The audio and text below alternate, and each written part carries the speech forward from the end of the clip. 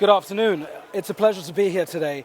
I expect I don't have to say, can you hear me? Because you've got these powerful devices on your head, so there's no issues here. I'm part of an organization called Diversity Economics AI, and I'm also the chair of Diversity Economics Institute. Today I'm here to talk to you about the world beyond gender. I will introduce a concept that I describe as being an important concept for the future of DEI. I call it holistic DEI. Holistic DEI is about three really important things: celebrating the diversity of thought, celebrating the diversity of expression, and celebrating, third one, diversity of experience. Now, I want to do a live experiment with you, and so I need your feedback and response. Are you ready? You can say yes. Excellent. All right.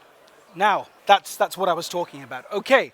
So, when I did this presentation talking about diversity of thought, expression, and experience, I created two slides. Why should I just create one? Two title slides. The first one is this. Got it? First one's this. And the second one is this. The first one is this, and the second one is this. Now, this is an experimentation of inclusion. Raise your hands if you like this one. Okay, thank you. Raise your hands if you like this one. Raise your hands if you like both. Amazing, there we go. Democracy wins every single time. Diversity is way more than the scene. So what you see here is a young, handsome man, wearing blue, clearly, and I love blue, speaking in a British accent. But there is so much more behind me. I'm a father, I'm a husband, I'm a musician, I've traveled the world, I've had trauma, I've had 2 near-death experiences, I speak many languages, I'm an ex-corporate, I've built companies, I've lost companies, I've raised money. That's me. You're different too. There is a world beyond what you see that is the unseen. Do you agree? Okay, you can nod. Yeah, absolutely. So why I've put up my friend there. Who's that, by the way? That's Spock. Everyone knows Spock? Yeah, yes, I like it. So why Star Trek? Very quick story. When I was a young kid, I watched Star Trek from Captain Kirk to Jean-Luc Picard. And Star Trek taught me diversity. And let me explain why. If you remember, in Star Trek, multiple civilizations and species fought, but actually on the Starship Enterprise, the leadership team that Jean-Luc Picard had was super diverse. You had an android, you had a guy with a visor around his head, you had all forms of diversity represented. In fact, there was intimacy and relationships going on. A Klingon was married to a Romulan. A human was married to another particular species. And I thought, wow, if in science fiction, one day we drop all of our biases and our prejudice, then in human world, we will do the same. So this inspired me a lot. I want to say this to you. There has been amazing work that's been going on in gender and race and all of the other dimensions of DEI. It's been massively dominated with gender. Enough stats and data will confirm that. In the institute we created this 2 years ago, we decided we would study and investigate the many dimensions of DEI. There's 6 or 7 that we care a lot about. They're up there. Physical challenges, race, ethnicity, multi-generational, socioeconomic, gender, neurocognitive, LGBTQ. There's so much data confirming organizations that invest in the multi-dimensions of DEI seek benefit, get rewards. At the top right, you'll see companies addressing multiple dimensions of diversity are 19% more innovative and 23% more profitable. You will see here in Nordics, a country, Denmark, a country I love, and the region that I love too, and I've been here many times, Nordic startups with diverse founding teams deliver 25% higher rates of return. In fact, Tech Nordic Advocates has a female founder program, many of whom I will be on a panel with later, and you'll see how they're progressing, accelerating because of the diversity of their backgrounds. Lego has been investing in multidimensional DEI, in age and neurodiversity, and seen 22% more innovation. This stuff works. Diversity works. But it doesn't just stop there. I want to take it one level further. Daniel Kahneman, the late Daniel Kahneman, who I was a big fan of, was commissioned to study the 2008 financial crisis. He was asked to figure out why these companies failed. And his discovery was basic. He said, because of groupthink. Groupthink is when homogenous groups of people think in the same way, act in the same way, express in the same way. And his solution was clear. He said, you've got to have boards that are diverse. Diverse companies, diverse leadership teams. It's pretty straightforward. This is the bit that I think I'd like to leave you with. When you think about diversity after my presentation, I'd like you to think about it in a holistic way. Diversity of thought, which is right below the surface. That's the unseen. The seen is what you see most often. The unseen is the most critical thing. The unseen is about perceptions and views and beliefs, your faith, your culture, the way you speak, your thought process, your parenting, whether you're a caregiver, whether you're a parent, the society you grew up in, the past experiences you have, the traumas that you went through. We have to remember that diversity is a byproduct of diversity of thought, expression, and experience. The next time you meet someone, remember there's a person behind the person. There's a story behind the story. And that's what diversity is all about.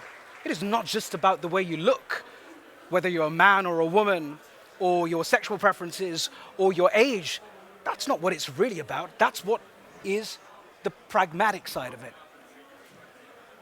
I thought, well, holistic diversity is about all of these things. Where is the technology in it? So for the last 2 years, I've been working with a smart group of people in London, funded by the UK government, to build a super cool platform. We're building a diversity, equity, inclusion AI super brain, and it's called REN. REN. REN. REN is from China, the word. It's a Confucian term, and it means humanness. So I thought it would be appropriate to call the AI something human, so we always remember that human is more important than AI. Always. Now, these are 3 things we're doing. I don't know if you can see this. The first, I've talked about building a super brain. The second is we're building the world's first DEI analytics engine. Every single company on the planet will be analyzed with their KPIs and their scores on DEI. That's the S in ESG, the S in ESG that people have neglected. It's the orphan child no one reports on. We're going to cover that. The third bit is, in fact, I saw 3 ones there. They're all important. They're all equally important. The third bit is hyper-personalized conversational AI. So imagine a time, training in DEI is broken, right? Billions has been spent on training and development programs over the last 5 years. In fact, I don't know if you knew this, DEI is a $10 billion industry, expected to be a $30 billion industry by 2030, according to World Economic Forum. It's crazy.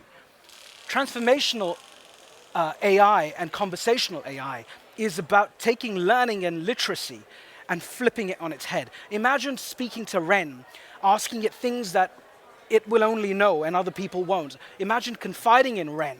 REN becomes your advisor, your coach, your expert, your confidant, and your analyst. We've never seen anything like this with generative AI and AI coming to the fore for DEI. That's what I'm looking to build. I want to leave you with this final thought. To unlock DEI's full potential, think beyond traditional approaches. Gen AI will make DEI measurable, scalable. We want to move beyond what's seen into the unseen. More importantly, take action. Build a future for yourselves, for your children, for the next generation, for the Gen Z, by the way, who are so excited about work, but work's not ready for Gen Z, to create a better place. DiversityEconomics.ai. DiversityEconomics.ai. DiversityEconomics.ai is the website. Please go on it. Register for a pilot or a wait list for our demo. It'll blow your mind. It's an honor to be here today. May the DEI force be with you. I must introduce my partner in crime, Charlotte Sogard. Please welcome on stage She will close off the presentation. Thank you. Thank you, Haf. Hello, everybody. My name is Charlotte Søgaard, and I'm heading Innovation, Sustainability, and Digital at COWI. COWI is an international engineering company. We have around 8,000 employees, mainly located in the Nordics, but also with a large branch in North America and the UK. We are focusing primarily on large buildings, large infrastructure, and renewable energy.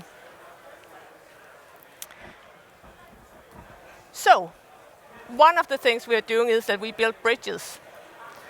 And if you're an engineer, you often see a bridge as a kind of dead thing, and the most exciting thing about it is the engineering part of it. So, how long is this bridge going to be? What type of bridge are we going to build? How can we select the most sustainable materials to make it as sustainable as possible? And these kind of challenges is what our engineering colleagues mostly are focusing at. But a bridge is not only a bridge, it's also connecting people. And this means that we need to take more considerations into our design of a bridge. We need to engage with the people who are going to use this bridge, and we also need to engage with the nature and the surroundings about this bridge here.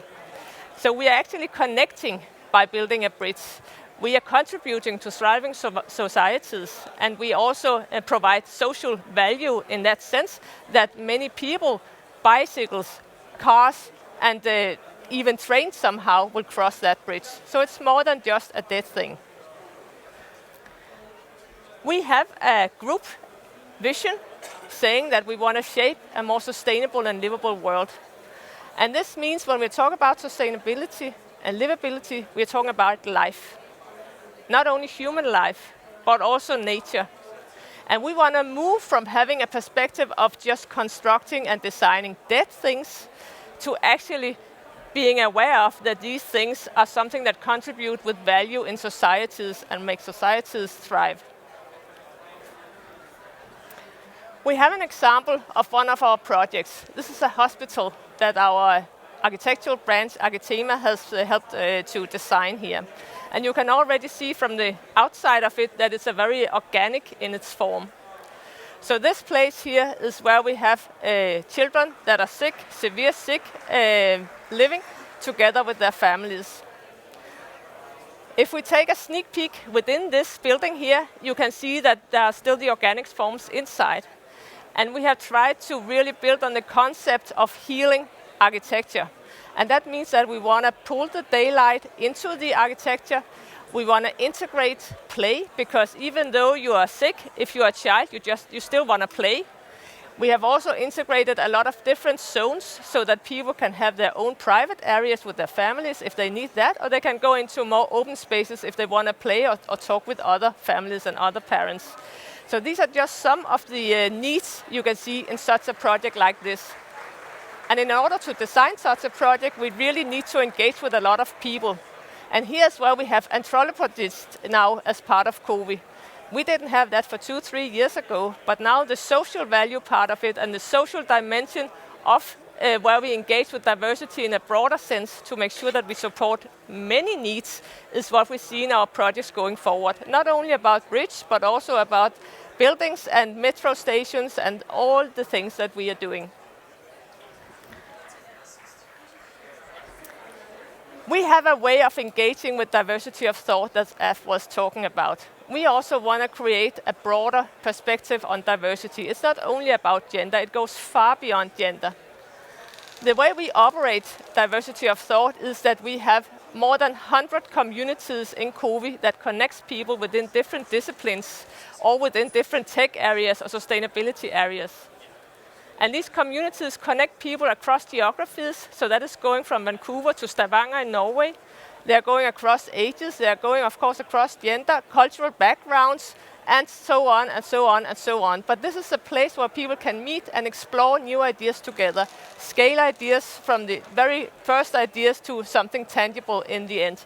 So this is an important part of how we drive innovation and creativity. And this is where we see the broadening of diversity comes into play, because this is what is needed in order to drive innovation and to stay relevant in the future. So my key message here today is, whatever you're dealing with, whatever decisions you are going to make, please make sure that you have a diverse approach to it, because you will get much better solutions, much better results and decisions if you have more, you can say, perspectives on the things you are going to design, or what it is. That was it. Thank you.